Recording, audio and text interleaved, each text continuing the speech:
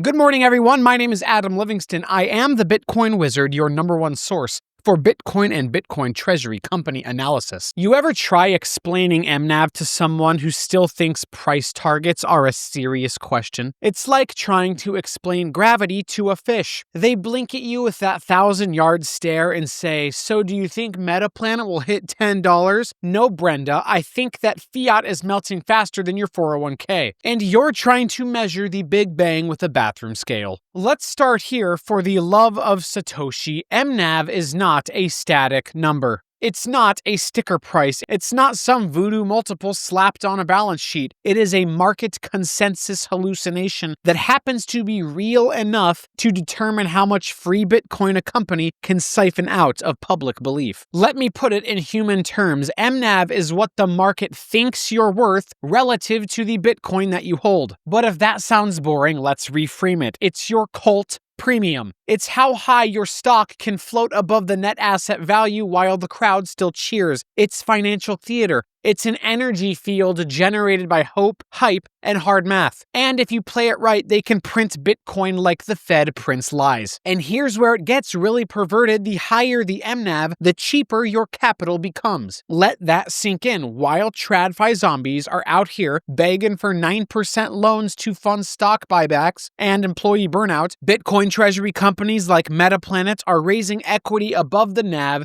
diluting shareholders in fiat terms, but concentrating BTC per share in real terms. This is not a stock, this is a black hole. This is a recursive machine that feeds on fiat, digests belief, and defecates Bitcoin. So when someone asks me for a price prediction, I don't know whether to laugh or cry, because the price is downstream of narrative. Narrative is priced in mNAV, and mNAV is the key to the gates of the Bitcoin treasury kingdom. You want a number? Here's one. mNAV equals the market cap divided by the net asset value. But that's the formula. The reality is it's the soul of your acquisition engine. And if you don't understand it, you're not investing, you're speculating. Let's talk about price predictions, because this is the part of the conversation where 99% of people detach from reality, levitate into fiat psychosis, and start asking questions that make me want to punch a calculator through a drywall. Do you think Metaplanet will go to $8? What about $10? No, Susan, I think your rent is going to double before your IQ does. This obsession with price targets is a symptom of terminal fiat disease, a mental virus that trains people to think that value is measured in the same units their government uses to commit slow-motion financial suicide. Let me break this down for the numerically illiterate. Price is not the thesis. Price is the reflection, the shadow, the echo. What actually matters is the speed at which a company can increase its Bitcoin per share, grow its stack velocity, and harvest belief through an expanding mNAV premium that lets them acquire BTC below market rates. And before people call me out on that, listen, I'm having some fun playing some semantic games. I know they will pay the market rate for Bitcoin. Calm down. So people, stop asking what the price will be. Start asking how many Satoshis each share controls and how fast that number is compounding. Because that's the game. This isn't about the dollar value of your stock. It's about how many future coins you're stealing from the rest of the market by front-running capital cycle reflexivity. Think of it like this. You're not buying a lottery ticket, you're buying a wormhole into the Bitcoin supply, and mNAV is what widens or narrows that wormhole. So when you anchor your thinking into a fiat price prediction, you've already lost. You're measuring a Bitcoin jet engine with a fiat ruler. You're asking for a map to the moon when we're building a catapult to Mars. Price is a question you ask when you don't understand what you're holding. mNAV is the answer you ignore when you're still clinging to fiat like it's not on life support. Grow up. This is why I hate that question. mNAV is a reflection of sentiment, and nobody can predict sentiment. And the multiple that the stock trades at is obviously a huge variable in determining the stock price. We can model out scenarios, which you have seen me do on this channel, but this idea that I have some crystal ball that I know what multiple the market will value Semler Scientific at in March 2026? Get out of here. Okay, strap in. This is where we leave basic arithmetic behind and enter the recursive hell loop of capital markets alchemy, also known as the mNAV flywheel. This flywheel is why price targets are irrelevant. It's why dilution can be bullish. It's why companies like Metaplanet can print Bitcoin from thin air, and why you can't afford to ignore this mechanism if you want to survive this decade. Here's how it works. Step 1, the market believes in you. That belief initiates your mNAV. Your stock trades at a 1.5x, 2x, maybe even 3x your net asset value. Step 2, you raise capital, not through debt, not through operations, but by issuing shares at a premium to your treasury. You are literally selling belief at a markup. Step 3, you take that capital and you buy Bitcoin, but here is the kicker. You are now acquiring BTC at a discount compared to spot because your equity issuance carried a premium. That's just another way of framing it. Essentially, what I'm saying is that your Bitcoin per share, your Bitcoin exposure per share goes up. So when your Bitcoin per share goes up, your treasury becomes heavier. That's step 4.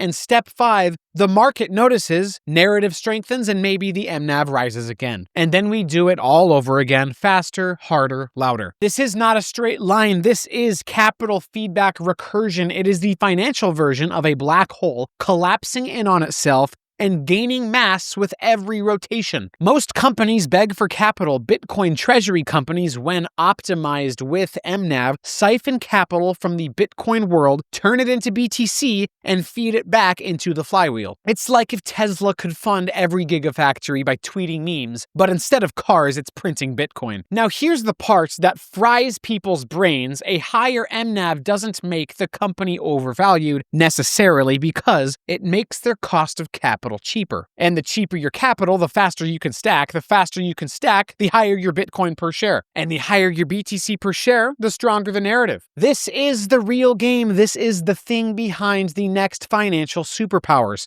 And if you're still stuck comparing PE ratios and worrying about dilution like it's 1995, you're not just missing the boat, you're drowning in a sea of irrelevant metrics. Wake up, the flywheel's spinning, and every second you spend asking what the price will be, someone else is stealing your Bitcoin at scale. Let's talk about Metaplanet, because while your favorite tech stock is struggling to find synergies, Metaplanet is out here summoning Bitcoin out of thin air like a Japanese Satoshi warlock. In 2024, they added 459% to their BTC stack. That's not a typo, that's not leverage, that's narrative engineered monetary transmutation. And it's only possible because of one thing: they're issuing equity above the NAV, which in fiat brain terms sounds like dilution, but in mNAV terms, it's like plugging into a Bitcoin printer funded by market euphoria. Here's what they did. Essentially, they sold 463 BTC worth of shares at 115,895 per coin. If you make the price of the Bitcoin buy reflective in the premium that they sold their equity at in relation to the net asset value, you can frame it as if they're spending 101,000 per Bitcoin. And yes, that is minted through public market belief. Every time Metaplanet issues above the NAV, they don't just raise capital, they harvest excess fiat from the belief premium, turn it into hard money, and inject it directly into the balance sheet. This isn't a business model, it's financial blood magic. They're not beholden to revenue, they don't need margins, they don't even need a product. The product is the mNAV velocity.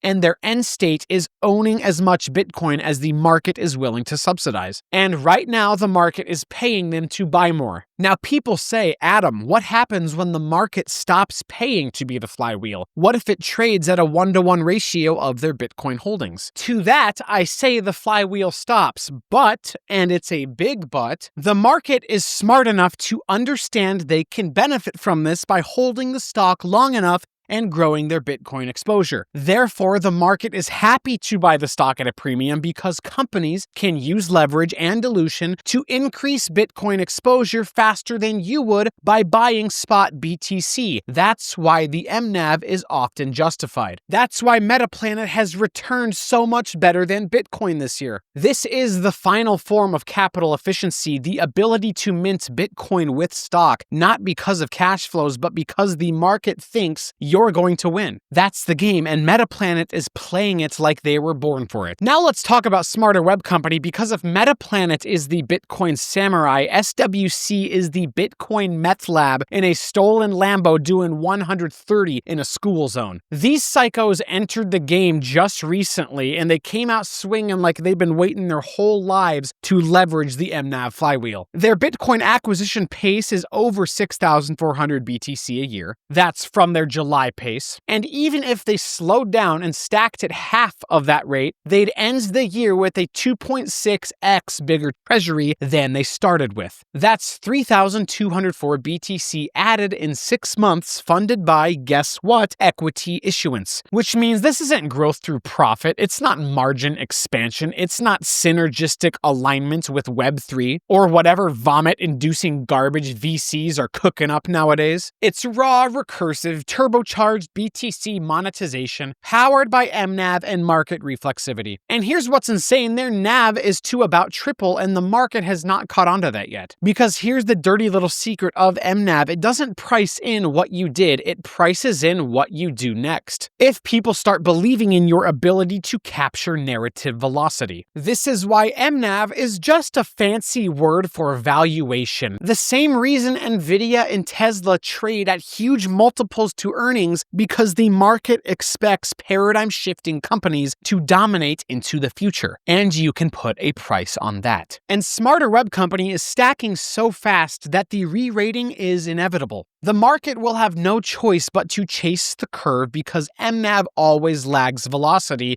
until it snaps upward in a violent, reflexive repricing event. Smarter Web Company isn't playing by the rules, folks. They're optimizing for one thing: maximum Bitcoin per share accumulation with minimum delay. They're not just issuing shares, folks, they're executing a full-speed, speculative attack on fiat markets using shareholder belief as collateral. This isn't a company, it's a missile, and the warhead is Bitcoin. This slide should come with a warning label: traditional finance dies here. Because everything you were taught about raising capital, weighted averages, debt issuance, coupon rates, all of it goes in the trash the moment the mNAV enters the room. Let's break this down. In the TradFi clown world, companies raise capital by issuing debt at 8%, 10%, whatever the blood-sucking central bank cartel decides this quarter. They borrow in fiat, pay interest in fiat, and hope the money they raise doesn't evaporate in real terms before they can spend it. That's the standard model: raise depreciating capital with obligations attached and pray that your cash flow keeps up with inflation. Now enter the Bitcoin Treasury Company, Metaplanet, Smarter Web, MSTR. These madmen raise equity at a premium thanks to mNAV. They don't pay interest, they don't beg banks, they issue stock, and the market happily overpays for access to the treasury. And then they turn that inflated capital into Bitcoin immediately, aggressively, systematically. This is not just capital formation, this is narrative arbitrage. And this is one of my favorite things I hear from the bears every day. They're using you to give you their money to buy Bitcoin. Oh yeah, the shareholders are the company, idiot. Do you think the company's just an empty office building? You're not only paying to be the flywheel, you are paying to own the flywheel. They are converting belief into hard money, and every time they issue above the NAV, they're buying Bitcoin with ruthless efficiency, which means their BTC-denominated cost of capital isn't just low, it's negative. Let me repeat that. These companies are being paid by the markets to acquire more Bitcoin. Think about how psychotic that is. You run a normal business, you borrow at 9%, you run a Bitcoinized equity vehicle, and you raise capital at a 1.8x premium, turn it into BTC, and now you own a treasury that appreciates while your cap table handles the dilution. The crowd thinks you're diluted. Reality, you concentrated value per sat. This isn't capital strategy, this is financial judo. Using the weight of fiat belief to build a balance sheet immune to fiat decay. The higher the mNAV, the cheaper the Bitcoin. The cheaper the Bitcoin, the higher the BTC per share. The higher the BTC per share, the more the market believes, and the wheel keeps spinning. Your cost of capital isn't a number anymore, it's a function of conviction. This is what happens when you swap the Fed for fixed supply. This is what capital markets look like when truth leaks into the balance sheet. All right, time to exorcise the last demon from your fiat-infected skull. Price is not the thesis. It's not the goal. It's not the target. It is not the point. It is the byproduct of structural dominance, market reflexivity, and SAT per share conquest. Treating price as the thesis is like judging a nuclear reactor by how warm the floor feels. People keep asking, is Metaplanet going to $10? I don't know. Are you going to stop thinking like a spreadsheet intern and start understanding capital architecture? Here's the truth. Whether the share price is $1 or $100 means nothing without context, because price is a reflection in a cracked fiat mirror. It is denominated in a dying currency, determined by liquidity wins and distorted by psychological distortions. But Bitcoin per share, that's the real metric. That's the scoreboard. How fast is BTC per share compounding? How much of the global supply is being absorbed per week? How aggressively is the mNAV premium being harvested and re-injected into the treasury? What is the velocity of the stack and not just the size? These are the questions that matter. Now, you can take all those answers and model out stock prices. I implore you to do that for a variety of valuation scenarios and stop asking me to predict the future with a crystal ball. I am a wizard, but not that much of a wizard. Fiat price is the downstream result of a recursive system built on belief and leverage. If you're watching the price chart without watching the treasury structure, you're staring at the smoke and missing the fire. Let me say this even clearer. If Metaplanet doubles its stack and halves its share count, the price could go down, and yet your claim on Bitcoin just exploded. So no, price isn't the thesis, price is noise. BTC per share is signal. And if you're still anchoring your brain to dollar targets, congratulations, you are playing a high-frequency game of musical chairs in a building made of melting paper. Wake up. Bitcoin doesn't care about your fiat-denominated feelings. Technical analysis is astrology for men. The only thing I care about, how many Satoshis am I going to own per share, because I know Bitcoin's inevitable, and how fast is that number going up? I'm not buying this to trade it. I'm buying it to hold with long-term conviction. Metaplanet can double their Bitcoin per share every 2 to 4 months. I can hold for a couple years and make out just fine. I'm not going to predict the fiat-denominated stock price for you by December 31st just to make you feel better. You're an idiot. Shut up. All right, let's kill the last illusion. These aren't stocks, they are Bitcoin-denominated equity vehicles. Metaplanet, smarter web company, strategy, they aren't growth companies. They are hyper-efficient Bitcoin monetization protocols, wrapped in public tickers, governed by jurisdictional meat puppets, and powered by mNAV reflexivity. Here's what you're actually looking at. You're looking at capital market conduits. You're looking at Bitcoin absorption funnels. You're looking at belief to Satoshi converters. Every time someone buys a share of these companies, they're not just making an investment, they're voting for a new monetary order. And the market responds to that vote by assigning a premium, the mNAV, which can then be harvested and used to buy more coin. It's recursive, it's viral, it's beautiful, and it's completely invisible to anyone still thinking in terms of PE ratios. And guess what? People talk smack about this for years, but guess what? In the last 5 years, the best performing equity in the world has been MSTR. The mNAV is how much belief the market is willing to collateralize. It's a trust score. It's a signal that says we believe you can outcompete the fiat system with nothing but narrative and blood. So what do these companies do? They raise capital at a premium. They deploy that capital into Bitcoin. They reroute shareholder exposure into an ever-growing claim on the most scarce asset in human history. They repeat until the walls fall down and only sats per share remains. You're not buying equity, you're buying velocity. You're buying strategic positioning in the endgame of capital itself. These companies are not just participating in the financial system, they are conducting a hostile takeover of it. mNAV is the Trojan horse, BTC per share is the payload, and the fiat world has no immune system. This is the future of capital markets. Not coupons, not dividends, not discounted cash flow spreadsheets from finance school, but Bitcoin-denominated, belief-powered accumulation engines waging recursive asymmetrical war on fiat architecture, one issued share at a time. Welcome to the final phase. This isn't a bull market. This is a monetary coup. And you're either compounding exposure or getting diluted by history. My name is Adam Livingston, and I am the Bitcoin Wizard. If you enjoyed this content, please like this video and subscribe to the channel, and have a terrific day. Class dismissed.